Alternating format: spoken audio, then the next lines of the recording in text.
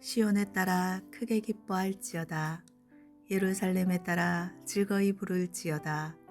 보라, 내 왕이 내게 임하시나니 그는 공의로우시며 구원을 베푸시며 겸손하여서 나귀를 타시나니 나귀의 작은 것 곧 나귀 새끼니라. 내가 에브라임의 병거와 예루살렘의 말을 끊겠고 전쟁하는 활도 끊으리니 그가 이방 사람에게 화평을 전할 것이요 그의 통치는 바다에서 바다까지 이루고 유브라데 강에서 땅끝까지 이르리라. 또 너로 말할진대 내 언약의 피로 말미암아 내가 내 갇힌 자들을 물 없는 구덩이에서 놓았나니 갇혀 있으나 소망을 품은 자들아 너희는 요새로 돌아올지니라. 내가 오늘도 이르노라. 내가 내게 갑절이나 갚을 것이라. 안녕하세요. 박한성 목사입니다. 이 말씀을 붙들고 하루를 시작하기를 소망하는 말씀이 있어요. 예레미야서인데요. 여호와의 말씀이니라 너희를 향한 나의 생각을 내가 아나니 평안이요 재앙이 아니니라. 너희에게 미래와 희망을 주는 것이니라. 이 말씀이에요. 제가 군목으로 많은 장병들을 만나고 상담하면서 그들로부터 많이 들었던 감정 중에 하나가 갇혔다라고 하는 것이에요. 갇혔다는 감정에 사로잡히면 불안감, 부담감이 덤으로 찾아오고 결국에는 스트레스로 인한 무기력에 빠지고 맙니다. 쉽게 고칠 수 없는 마음의 병에 걸린 것이죠. 그런데 군인들에게만 이런 갇힌 감정이 있는 것은 아닌 것 같아요. 우리도 살아가면서 갇혔다라고 하는 생각에 사로잡힐 때가 종종 있기 때문입니다. 감옥에 갇힌 것 같은 생각 말입니다. 십자가에서 살아난 가정이란 책에 보면 영국의 작가 조지 엘리엇의 5가지 감옥이 소개됩니다. 인간에게 5가지 감옥이 있다고 해요. 이기적인 자기 사랑의 감옥, 쓸데없는 근심의 감옥, 후회되는 지난 일들에 매여 현재와 미래를 꿈꾸지 못하는 향수의 감옥, 남의 것만 좋게 보이는 선망의 감옥, 그리고 증오의 감옥이 그것입니다. 이 감옥은 자기 스스로를 가두기도 하고 가족이나 동료나 타인을 가두기도 하죠. 문제는 이런 감옥에 갇히게 될 때 어떻게 할 것인가 입니다. 요셉이 던져졌던 구덩이를 생각해 보죠. 우리나라는 동네마다 우물이 있죠. 그리고 지하수도 파면 잘 나옵니다. 하지만 이스라엘은 샘이 거의 없어요. 대부분 안반층이다 보니 물이 땅에 스며들지 않고 흘러가 버리죠. 그래서 사람들이 생각해낸 것이 구덩이에요. 그 구덩이는 비가 올 때 그 비를 저장하는 저수용으로 사용되었어요.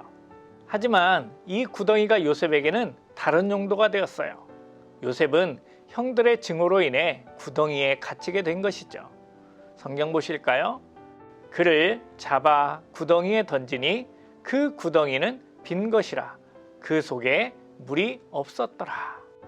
그러니까 살려고 만든 구덩이가 오히려 죽이는 도구가 된 것이죠. 엄밀히 말하면 요셉은 한 번만 구덩이에 던져진 것이 아니었어요. 무려 3번씩이나 구덩이에 던져졌다고 봐야 됩니다. 한 번은 위에 물구덩이에 던져진 것이고 2번째는 보디발의 집이었고 3번째는 감옥이었어요. 우리도 마찬가지죠.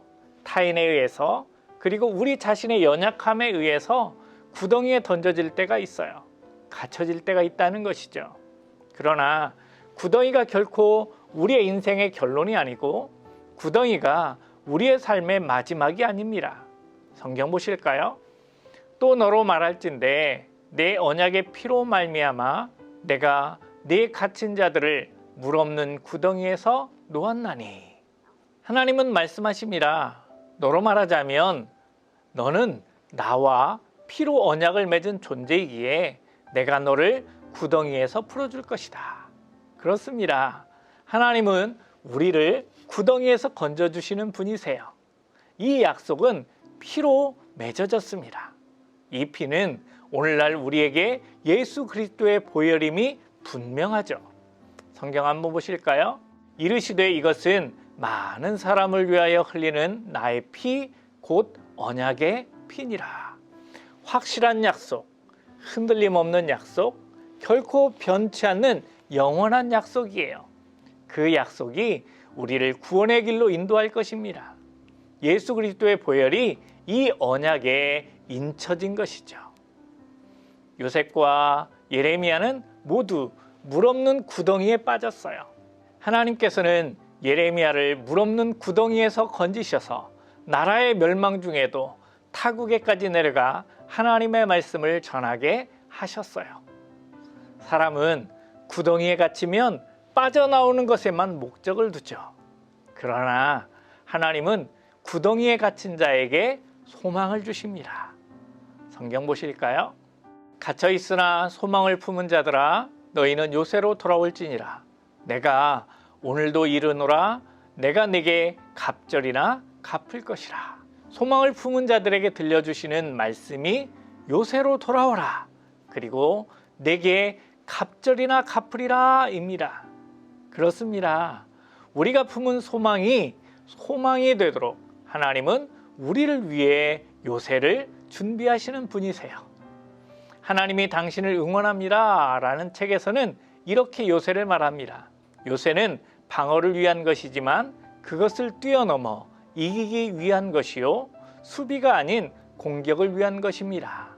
그래서 요새라는 표현에는 수비와 공격 두 가지 의미가 함께 담겨져 있습니다. 하나님은 우리가 인생에서 공격의 자리에 있든지 아니면 수비의 자리에 있든지 요새가 되어주셔서 요새로 인도하셔서 결국 우리로 하여금 승리하게 하십니다. 그래서 갑절이나 갚아주겠다고 말씀하세요. 하나님은 갚아주시는 하나님이시죠. 찰스 스펄전은 이렇게 얘기합니다. 하나님의 능력이 사람에게 제한되는가? 하나님께서 최악의 고통에 빠진 자신의 백성을 구원하지 않으셨던가? 그렇다면 현재 내가 처한 고통에서 나를 구원하시지 않겠는가? 라고 말입니다. 구덩이가 없는 인생은 없죠. 구덩이의 시간이 없는 인생도 없습니다. 아픔의 시간과 고통의 시간과 절망의 시간이 없는 인생도 없습니다. 그러나 그 인생 속에서 소망을 잃지 않으면 하나님의 약속을 붙잡으면 하나님의 말씀에 우리가 순종하면 우리는 다시 살아날 수 있어요.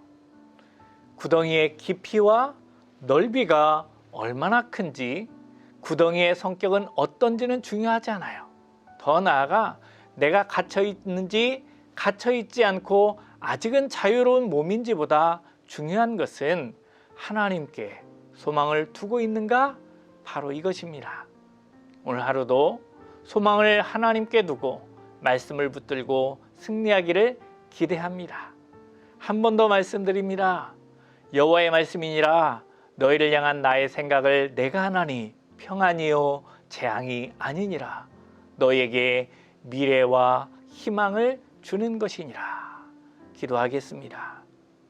하나님 아버지 감사드립니다. 우리를 사랑하셔서 새벽에 여명이 밝아오듯이 하나님의 언약의 말씀을 통하여 하루를 소망으로 시작하게 하시오니 감사드립니다.